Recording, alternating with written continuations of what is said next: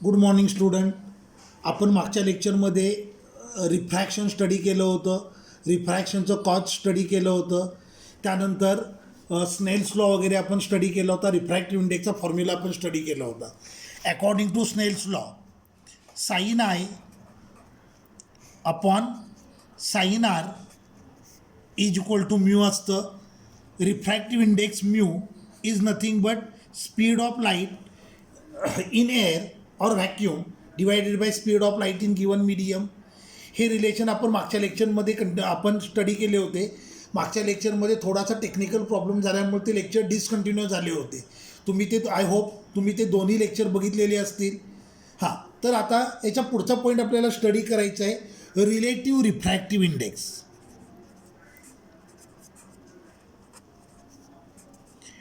Relative refractive index. आता लक्ष द्या,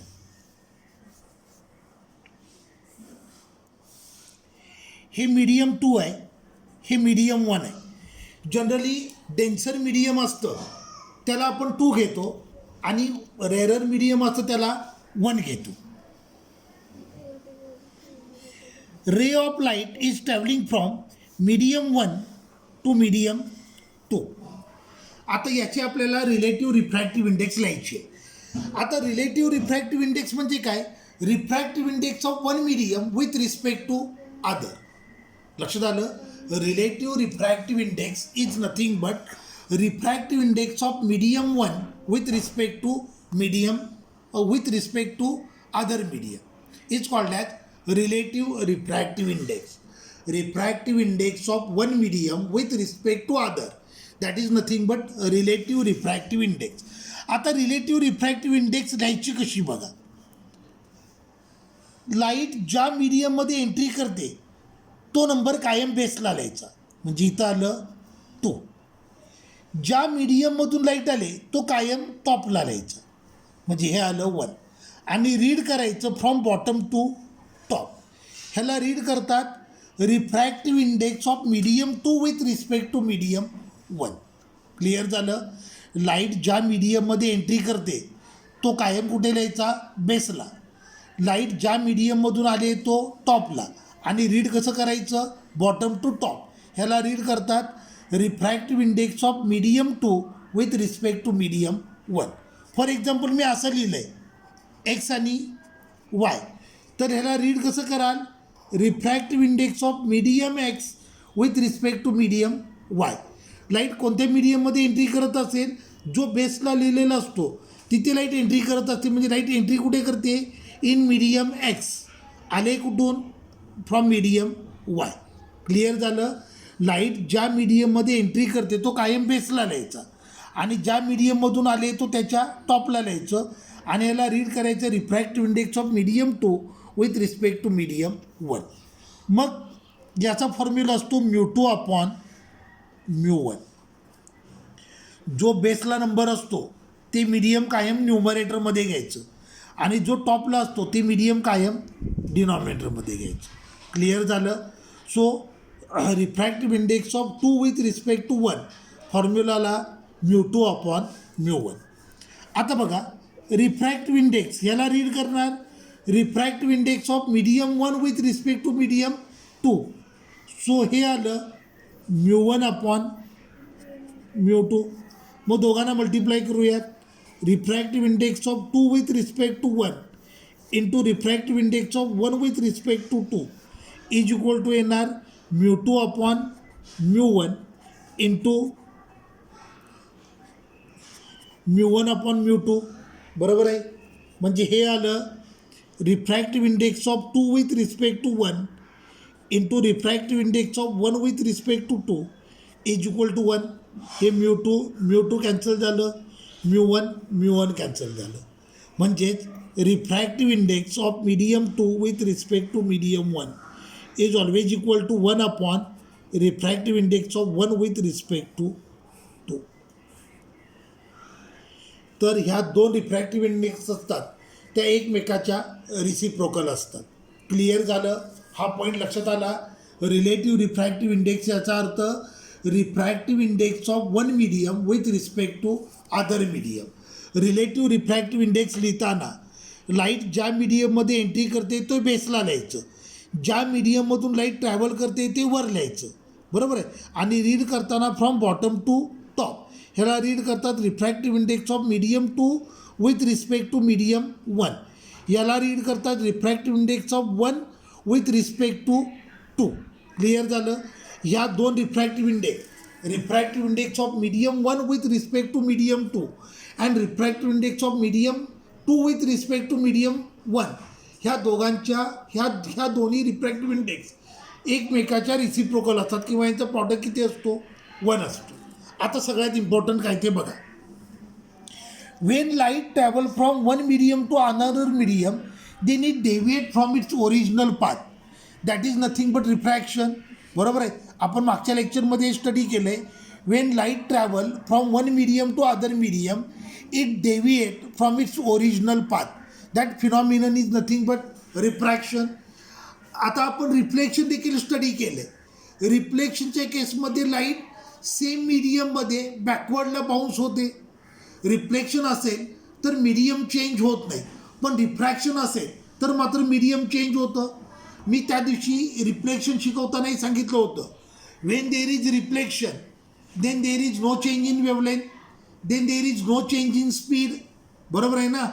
देर is no change in kinetic energy of light, there is no change in frequency. पण refraction असेल तर मात्र मीडियम चेंज होते. त्यामुळं काही पॅरामीटर चेंज होतील, काही पॅरामीटर चेंज होणार नाही.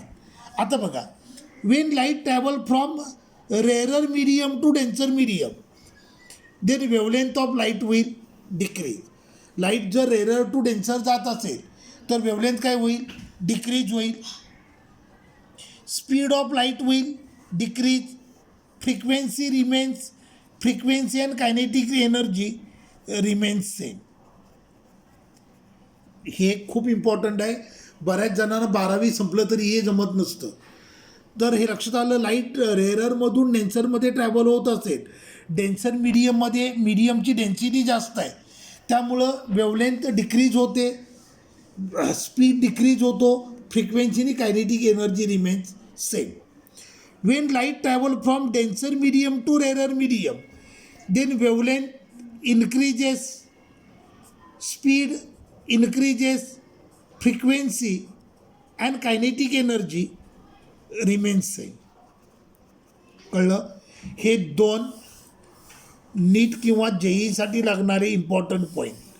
Wien light travel from rarer medium to denser medium then wavelength decreases, velocity decreases, velocity किंवा स्पीड दोन्ही सेमच असतात. Velocity decreases, frequency and kinetic energy remains same. When light travel from denser medium to rarer medium, then wavelength increases, velocity increases, frequency and kinetic energy remains same. Clear झालं. आता आपल्याला study करायचे काही definition related with mirror or lens. Okay, तर आता लक्ष द्या. मिररच्या दोन टाईप असतात. हा मिरर आहे, या मिररला कॉन्केव्ह मिरर म्हणतात. हा जो मिरर आहे या मिररला कॉन्व्हेक्स मिरर म्हणतात. ही लेन्स आहे, ह्याला कॉन्व्हेक्स लेन्स म्हणतात, तर या लेन्सला कॉन्केव्ह लेन्स म्हणतात. हे तुम्हाला 10th सगळं झालं आहे. आता माझ्याकडे हा कॉन्केव्ह मिरर आहे. हा मिररचा सेंटर आहे. बरोबर आहे. जो मिररचा सेंटर असतो त्याला म्हणतात पोल. पहिली definition pole. A geometric centre of mirror is called as pole. हा जसा कॉन्केव्हला असतो तसा तो कॉन्व्हेक्सला पण असणार आहे. हा कॉन्व्हेक्स मिररचा पोल आहे, तर हा कॉन्केव्ह मिररचा पोल आहे. Geometric centre of mirror is called as pole. Clear झालं. आता हा मिरर या स्पियरचा पोर्शन असणार आहे. बरोबर आहे. असं जर मी इमॅजिनरी स्पियर ड्रॉ केला तर हा मिरर असा कंटिन्यू होईल. बरोबर आहे. मी तुम्हाला कंटिन्यू करून दाखवतो. हा स्पियर असा कंटिन्यू झालेला असणार आहे, बरोबर आहे. याचा अर्थ या स्पियरचा सेंटर या साईडला असणार आहे. आता हा कॉन्केव्ह मिरर ज्या स्पियरचा पोर्शन आहे त्या स्पियरच्या सेंटरला म्हणतात सेंटर ऑफ कर्वेचर. लक्षात आलं. Centre of curvature is defined as it is centre of sphere whose some portion is made reflecting. Clear झालं. पोल आणि सेंटर ऑफ कर्वेचर ह्यांच्यामधलं जे डिस्टन्स असतं याला म्हणतात रेडियस ऑफ कर्वेचर, बरोबर आहे. आफ्टर रिफ्लेक्शन रेज ज्या पॉईंटला कलेक्ट होतात त्याला म्हणतात फोकस. मी इथे पुन्हा वेगळा डायग्राम ड्रॉ करतो.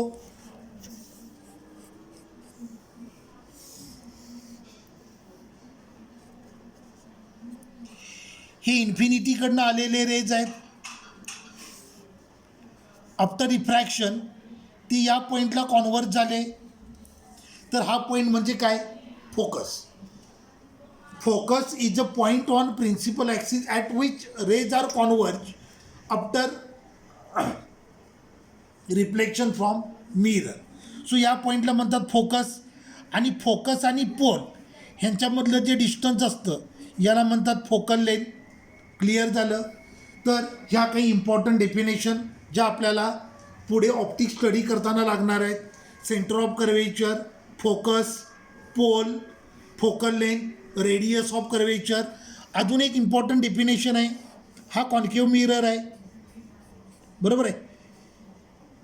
हा कॉन्केव्ह मिररचा इफेक्टिव्ह डायमीटर झाला A B is diameter of mirror, बरोबर आहे. तर याला म्हणतात aperture. A effective diameter of mirror is called as aperture. Clear झालं. ह्या टर्मिनॉलॉजीज आहेत ह्या कॉन्केव्ह मिररसाठी पण सेम आहेत आणि कॉन्व्हेक्स मिररसाठी देखील सेम आहे. इवन ह्याच टर्म लेन्समध्ये देखील तुम्हाला वापरता येतात. ही लेन्स असेल तर हा पॉईंट म्हणजे लेन्सचा पोल झाला. आता लेन्सला दोन सरफेस आहेत. Lens is made from two spherical surfaces. त्यामुळं जसं या साईडला पोल असणार आहे तसं या साईडला पण पोल असणार आहे. कॉन्केव्ह लेन्स असेल तर हा पोल झाला आणि हा दुसरा पोल झाला, कारण याला दोन स्पेरिकल सरफेस आहेत तर याला दोन पोल येतील. आणि मिररच्या केसमध्ये लेन्सच्या केसमध्ये लेन्सचा जो सेंटर असतो त्याला म्हणतात ऑप्टिकल सेंटर. क्लिअर झालं. तर ह्या काही इम्पॉर्टंट डेफिनेशन आहेत. Centre of curvature, radius of curvature, focus, aperture, pole, focal length. तुमच्या नोटबुकमध्ये ह्या डेफिनेशन तुम्ही लिहून काढा. मी एकदा सगळ्या डेफिनेशन रिपीट करतो, नीट लक्ष द्या. A geometric centre of mirror or geometric center of lens is called as pole. Effective diameter of lens is called as aperture. A center of sphere whose some portion is made reflecting is called as center of curvature. Length between center of curvature and pole is called as radius of curvature. A point at which rays after reflection will meet is called as focus. Distance between pole and focus is called as focal length. An axis passing through center of curvature and pole is called as principal axis. Center of lens, geometric center of lens is called as optical center of lens. Clear झालं. आता आपल्याला study करायचं आहे ते म्हणजे sign convention. तर मगाची मी ज्या definition सांगितल्या ह्या डेफिनेशन कॉन्केव्ह मिरर किंवा कॉन्व्हेक्स मिरर, कॉन्व्हेक्स लेन्स किंवा कॉन्केव्ह लेन्स ह्या दोघांसाठी पण सेम असणार आहेत. आता आपल्याला स्टडी करायचं आहे ते म्हणजे साइन कन्व्हेन्शन. साइन कन्व्हेन्शन हे लेन्सला आणि मिररला, कॉन्व्हेक्स मिरर कॉन्केव्ह मिरर किंवा कॉन्व्हेक्स लेन्स कॉन्केव्ह लेन्स दोघांसाठी पण सेम असणार आहे. ओके. तर आता लक्ष द्या.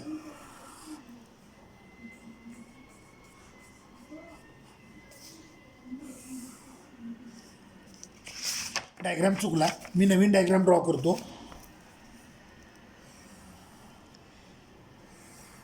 ही कॉन्व्हेक्स लेन्स आहे, हा ऑब्जेक्ट आहे,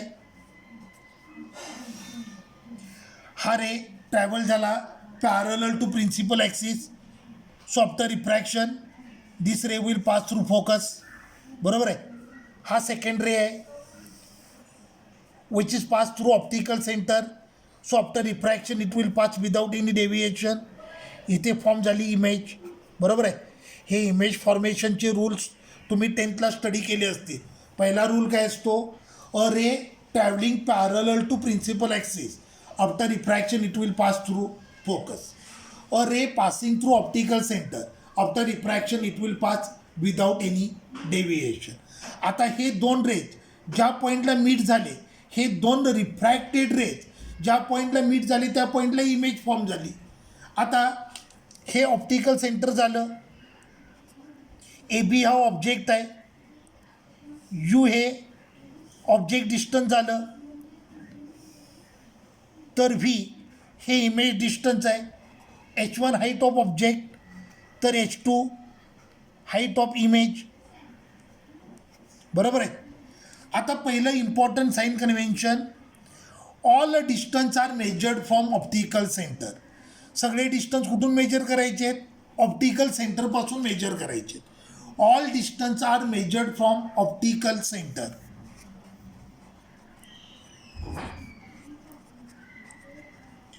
all distance are measured from optical centre. मग आता मला सांगा, ऑब्जेक्ट डिस्टन्स यू हे AC असेल की CA असेल. ऑप्टिकल सेंटरपासून आपल्याला डिस्टन्स मेजर करायचं आहे. मग ऑब्जेक्ट डिस्टन्स यू हे AC असेल की CA असेल. तर ऑब्जेक्ट डिस्टन्स किती असेल, CA, because it is measured from optical centre. Image distance मला सांगा, हे इमेज A' B'.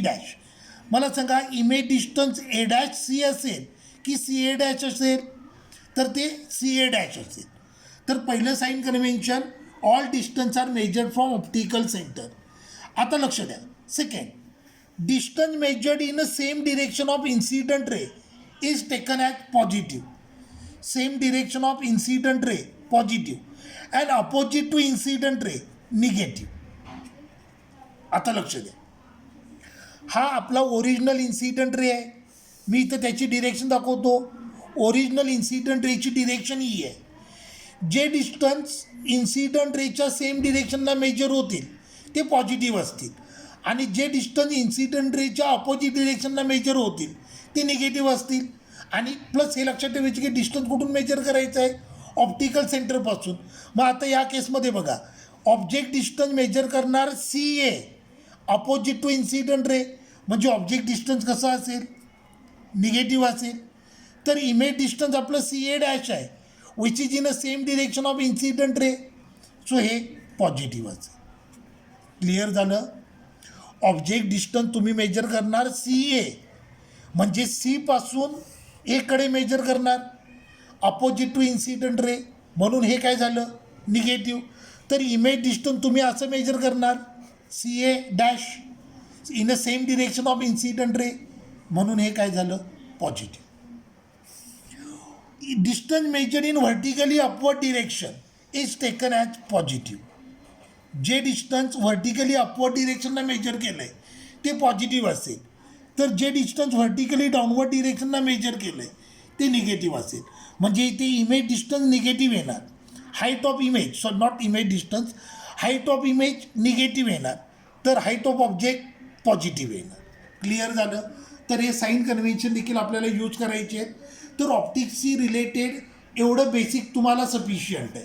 आता आपलं बेसिक रिव्हिजन्स ऑलमोस्ट संपत आल्यात. आता थोड्याच दिवसात मी आपला 11चा फर्स्ट टॉपिक स्टार्ट करतो. तुम्ही सगळ्यांनी आता 11चं महाराष्ट्र स्टेट बोर्डचं बुक विकत घ्यायला हरकत नाही आहे. NCERTचे बुक आत्ता विकत घेऊ नका. NCERTच्या सिम्प्लिफाईड नोट्स मी तुम्हाला देणार आहे, त्यामुळे तुम्ही महाराष्ट्र बोर्डचं बुक विकत घेतलं तरी हरकत नाही आहे. ठीक आहे, थांबूया.